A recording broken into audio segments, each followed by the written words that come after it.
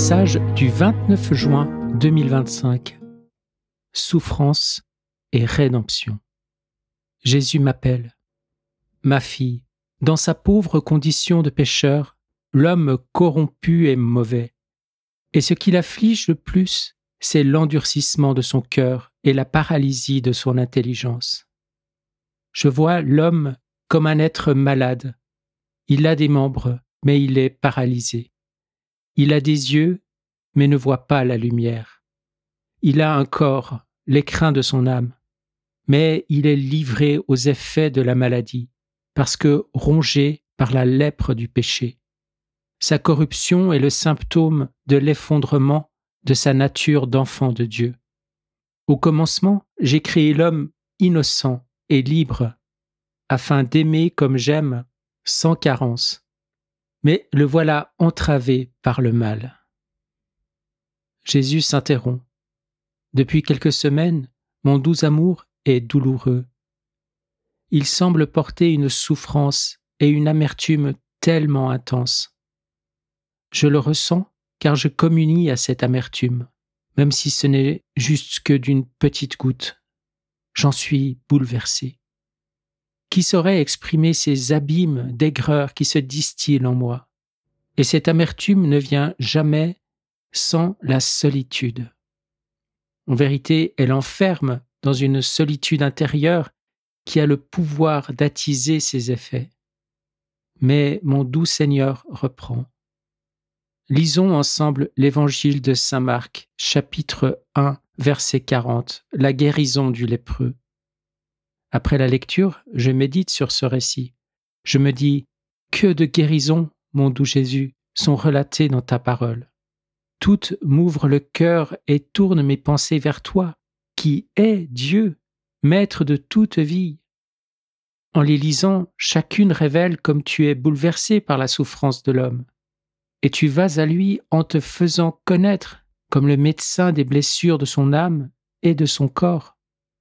C'est alors que Jésus me dit, « Ma fille, ce que je veux t'apprendre ici est pour toi, mais aussi pour toutes les âmes de bonne volonté. Cette bonne volonté sincère et pure qui ouvre le cœur à la dimension divine et le fait chercher ce qui est droit à mes yeux. Mes enseignements disposent l'intelligence à la compréhension de la vérité. C'est pourquoi ils donnent la paix, ma paix, à ceux qui les accueillent. C'est dans la paix que j'apprivoise l'âme, afin que, doucement, elle s'habitue à ma présence. Dans ces échanges, nous nous apprivoisons l'un l'autre, car l'amour aussi a besoin de ce temps pour guérir des trahisons et du rejet de l'homme. Ma fille, dans cet évangile, le lépreux vient à moi et me dit « Si tu le veux, tu peux me purifier. » Oh, comme une seule attention de l'homme, un seul regard vers moi, embrase de joie mon sacré cœur, m'émeut de compassion et fait déborder ma miséricorde. Je lui réponds « Je le veux, sois purifié. » Le verbe « vouloir » ici choisi implique l'action de la volonté. Oui, car toute œuvre bonne, toute œuvre de restauration, de guérison, de sanctification, toute œuvre de vie vient de ma volonté qui met en mouvement ma divinité. Elle en saisit la substance amoureuse et la met en acte.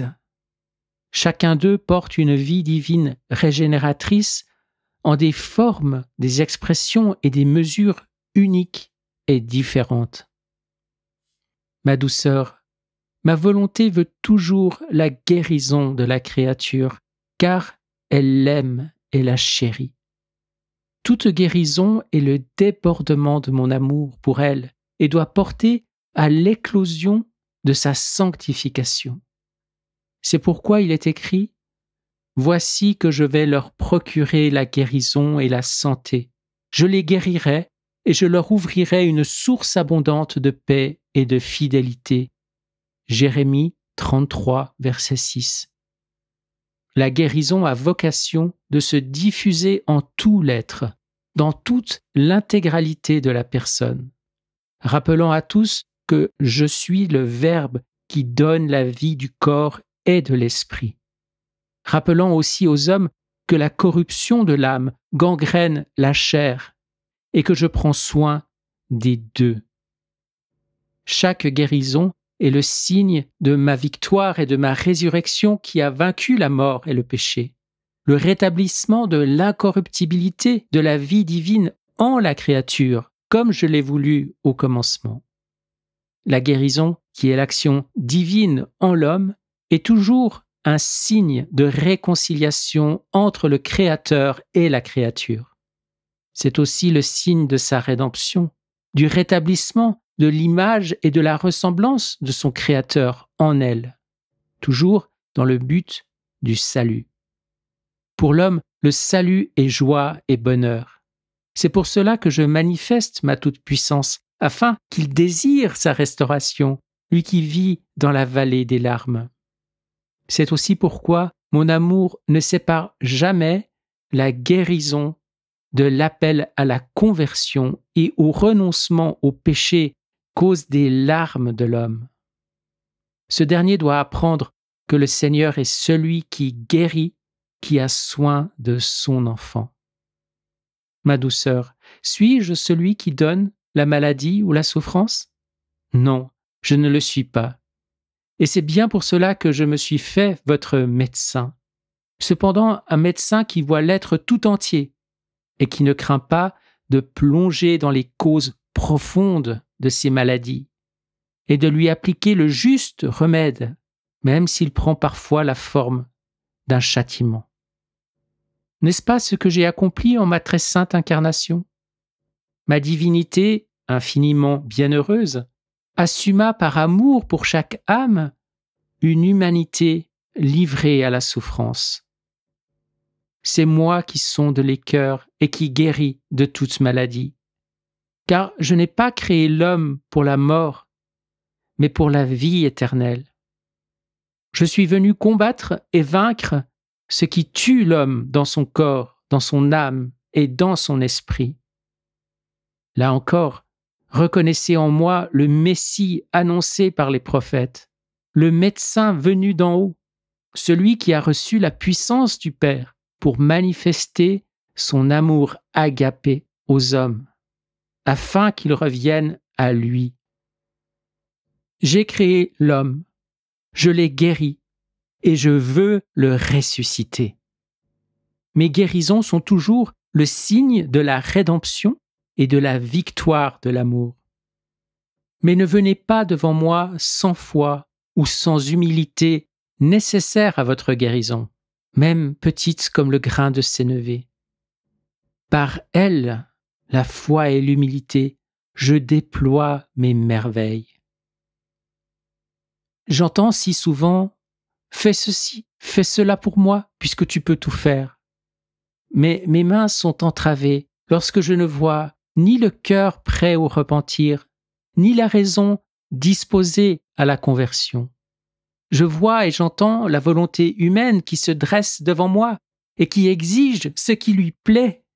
Mais où est l'amour? Où est l'union de nos volontés? Et moi, donnerais-je un poison à celui que j'aime? Parfois, l'épine qui torture le pied empêche le marcheur d'aller à sa perte. Alors, que fais-je pour ma brebis blessée? L'ai-je regardée avec l'indifférence, de la condescendance? Elle a péché, elle n'est plus capable de Dieu. Alors, afin que la chair redevienne capable de Dieu, je suis venu dans la chair, je suis venu enserrer toutes vos souffrances en mon humanité, afin que ma divinité les pénètre, les purifie, les transfigure. Et là est ma victoire. Ce qui séparait l'homme de Dieu, croix, douleur, mort, devient pont qui les réunit.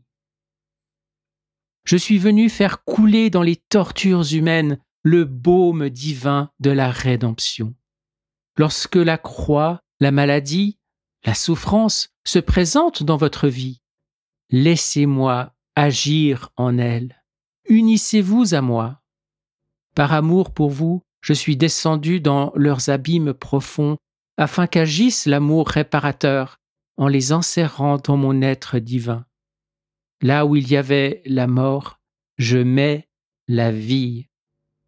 Unis à moi, la croix, la maladie, la souffrance deviennent des instruments de vie pour vous, mais aussi pour une multitude d'âmes, car ma divinité embrasse toutes les âmes, rejoint toutes les âmes, et mon action en l'une se propage en ondes de miséricorde pour une multitude.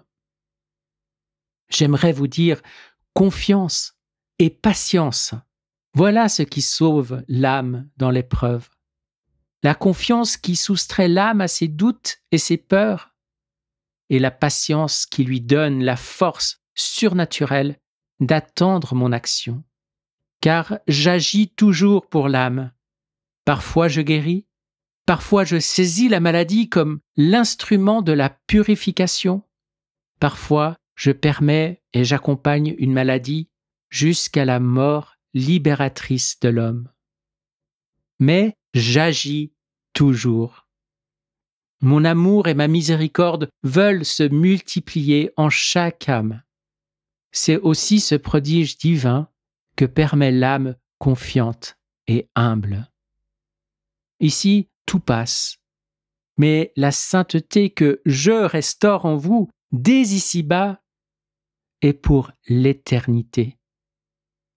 Ma douceur, divinement, j'aime et je bénis les âmes et les corps malades et souffrants. Votre Jésus a déjà porté vos douleurs, même celles qui vous ont semblé mineures, sans importance. Moi, je les ai toutes visitées et encloses en mon humanité, afin qu'aucune ne m'échappe et s'impose à vous sans que je lui ai préparé son remède. Ma brebis blessée, je l'ai prise sur mon cœur pour la ramener dans la maison de mon Père, où elle est attendue avec tant d'amour. Je suis Jésus-Christ en gloire.